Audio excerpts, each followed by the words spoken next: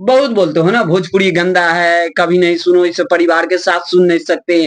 तो अभी में मतलब लेटेस्ट में एक गाना आया था जो कि हनी सिंह का गाना था, जो कि मिलीनियर गाना था और लोगों ने तो इतना चाव-भाव से सुना कि मतलब कोई कहने का जवाब ही नहीं था और मतलब कुछ ओवर स्मार्टेड ऑनर्स ऑनेस्टी के साथ बता दूं कि ईमानदारी के साथ मैं बता रहा हूँ कि कुछ ओवर स्मार्ट बंदा इतना थे कि वो गाना अपने तो सुन रहे थे और घर में डीजे में लगा के सुन रहे थे। अब जरा इस गाने को ट्रांसलेट करके देखा जाए कि इस गाने का मतलब क्या था। जरा लगाना जरा।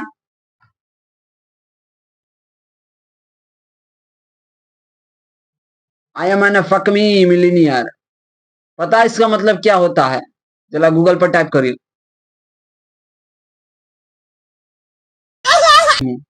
आप समझ सकते हो, मैंने म्यूट किया है वहाँ यहाँ पे।